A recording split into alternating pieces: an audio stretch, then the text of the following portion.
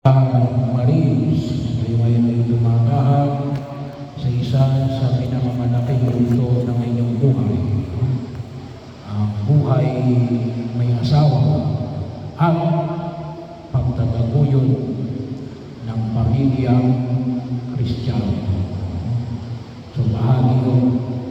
Kaya ang kasal Kristiyano, kung tawagin natin ay kasal sa simbahan, ay may dalawang pangunahing misyon. Ano yun? Pag-ibig.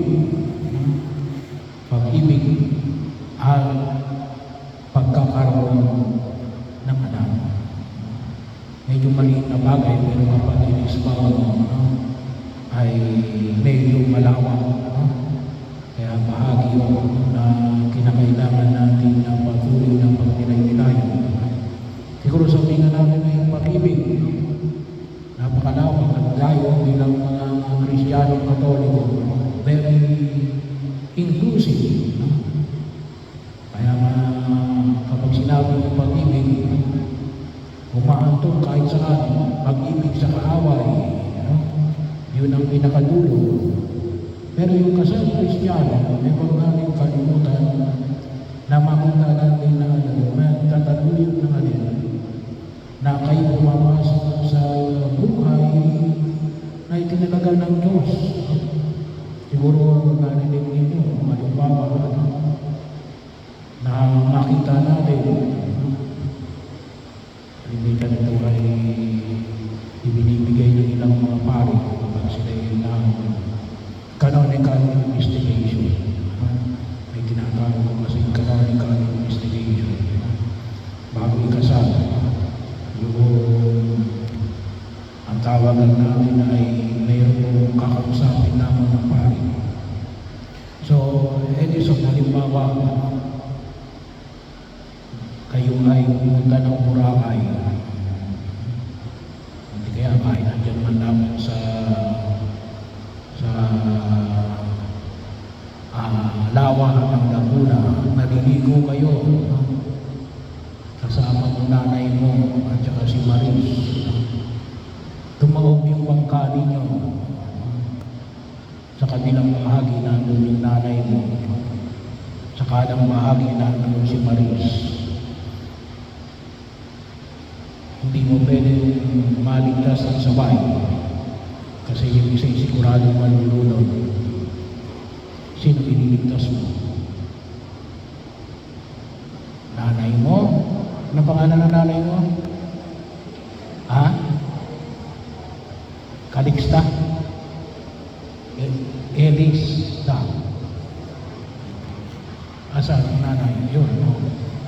Kabila sa nanay mo at sa kabila ay si Marie. Sino ililigtas mo?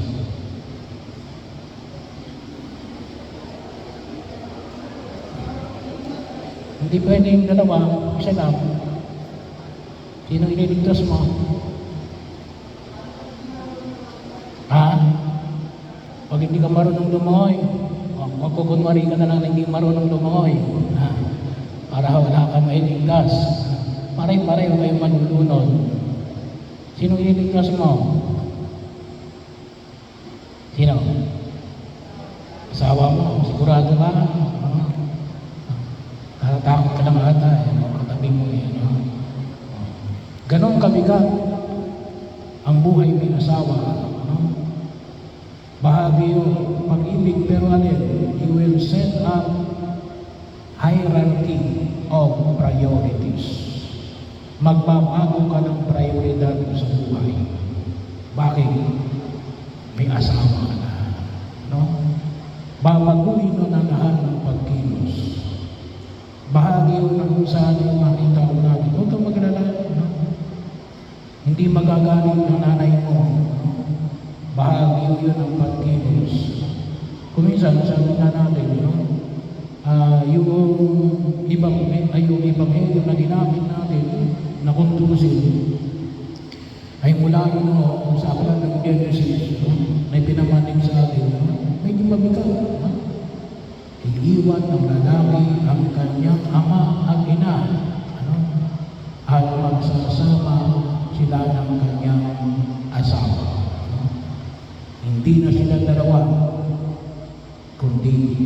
isa.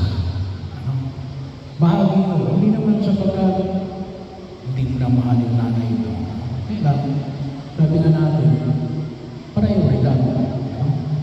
At ganoon din, pag-ibig, pagkilos sa daigdig na ito, ay makita ko natin na ito ay hindi naman sa atin ang pagkilos na kinakailangan natin mabigyan ng higit na pagkapahalaga. Kaya po, huwag kayong magtaka kung bakit may mga mag-asawa na naghihiwalay. Hindi nila alam ang kanilang priority. No? Nawawala yung hierarchy of priorities. Mahal ko rin yan. Mahal mo nga. No? Pero sino yung mas mauna?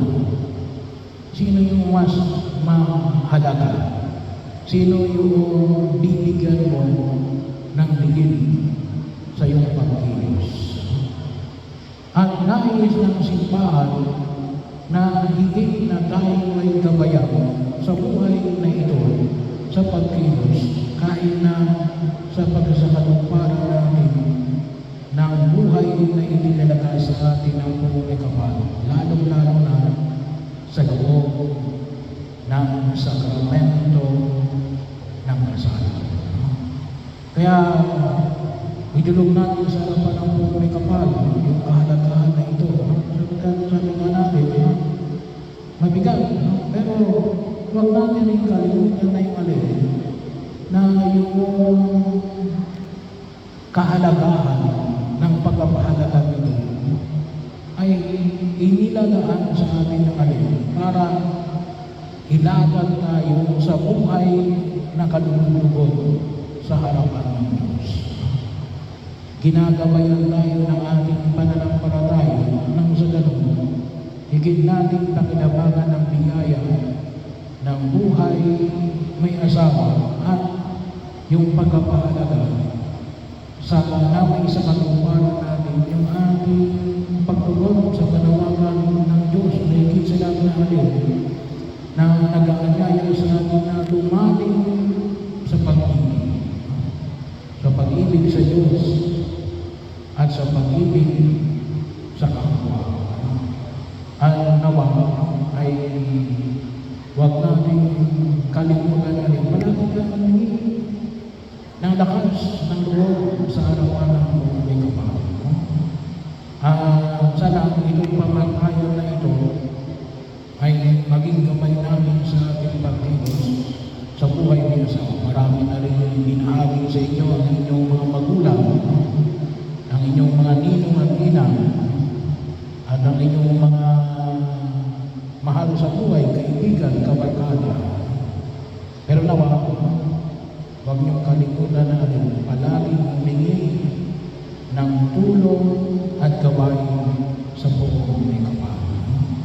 Magsimba kayo, pag-araw ng linggo, magdasal kayo palagi, isama ninyo sa inyong pagtugon na nawa, matugunan ninyo yung hamon na inyong katahaging bilang mag-asawa at sa pagkataguyod ng pamilyang Kristiyano.